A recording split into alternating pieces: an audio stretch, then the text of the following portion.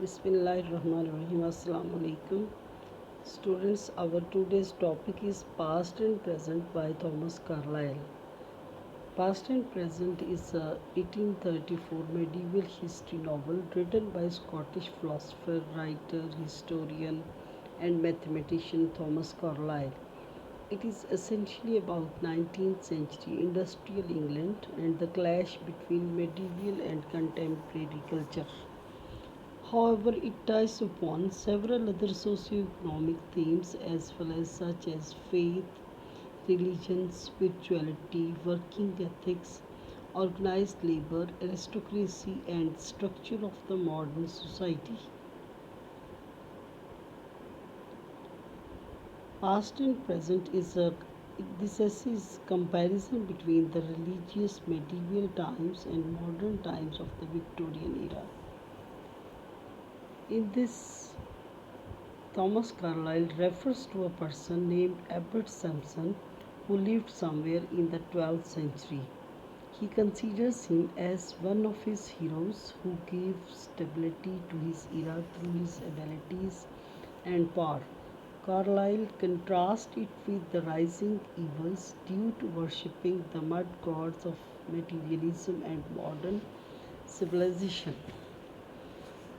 Dear students, as you have already studied the summary and some main topics of this essay, in today's lecture we will read just short questions and their answers.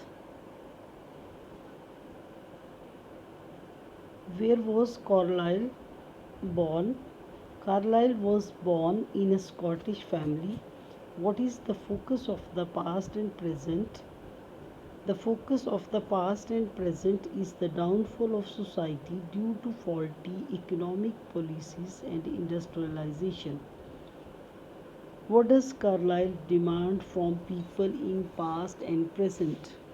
Carlyle demands constructive efforts from people, each in their degree, and even censors the gentry. What is utilitarianism? Utilitarianism sought to achieve greater happiness of greatest number.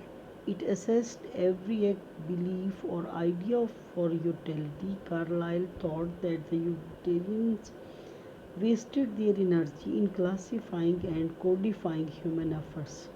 How is the condition of the England described by Carlyle? Carlyle says that the condition of England is very disquieting. England is dying of inanition as if all its wealth were enchanted wealth. With the increase in wealth, there is an increase in hunger in the people. Question number 6 is idle owners and master and worker are the terms used by Carlyle for whom? Carlyle describes its aristocrats as idle owners and master and workers because they do not work for their living. Only the poor class work. How is the English nation divided by the author? The author divides the English nation into three classes in an ascending order. Firstly, the workmen, secondly, the employers of those workmen, thirdly, the idle nobles. All the three classes are unhappy and poor. Between which two things does the author draw an analogy in the chapter The Sphinx? The author has drawn an analogy between the condition of the Medes and the condition of England by alluding the fable of the Sphinx from Greek mythology. How is the life regarded as the Sphinx by Carlyle? Carlyle says that Sphinx is a bride and treasure to the wise and the brave who answer her riddle, but she is an agent of destruction to those who cannot do so. According to Carlyle, which type of man is not considered useful for humanity?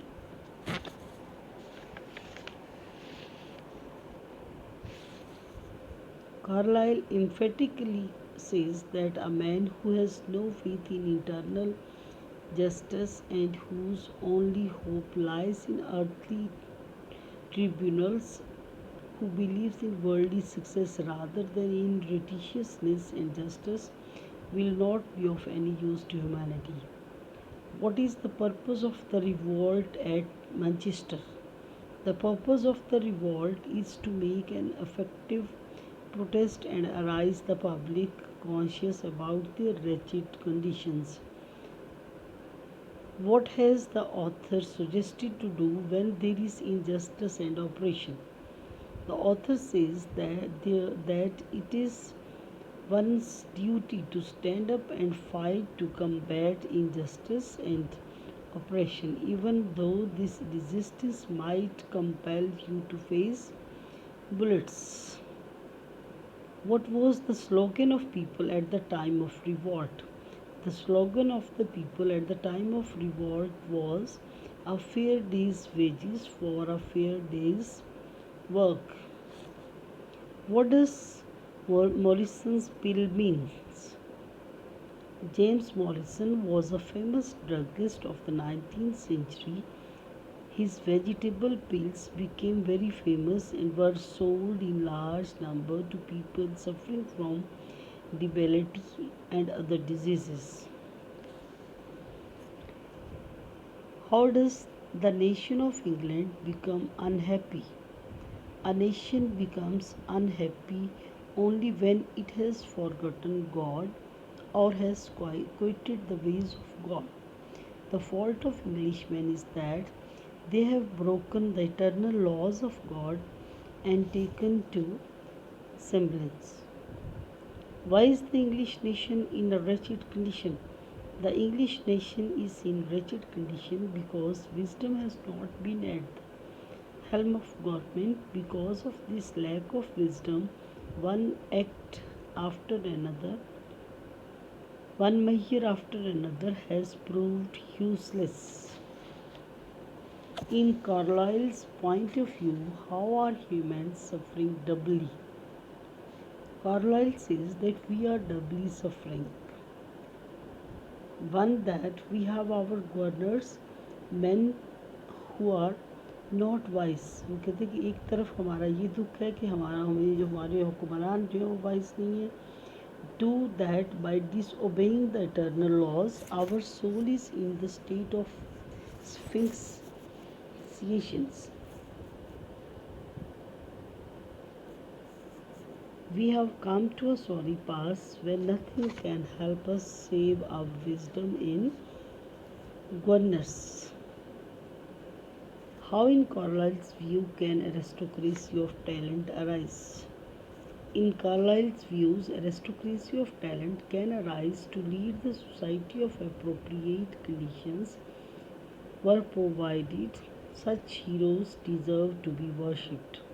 Why were tariffs on imported grains introduced? Tariffs on imported grains were introduced to eliminate foreign competition and to keep the price of English farm products high. What is the second book, The Ancient Monk, about? The second book is the biography of Samson, who was abbot of the medieval monastery St. Edmundsbury. Through him, Carlyle offers the diminished stature of profit-minded Victorians. Who was model for Carlyle? The model for Carlyle's practical man was Samson, who had talent, who had learned to judge better than lawyers and to manage better than bailiffs. Medical social vitality is expressed through Samson. To what was Victorian society adhered?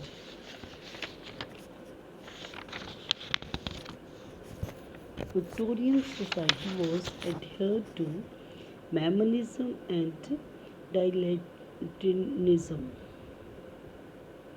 What becomes of the poor widow who appeals to several charitable institutions? The poor widow's appeal is denied again and again as no institution pays heed to her request.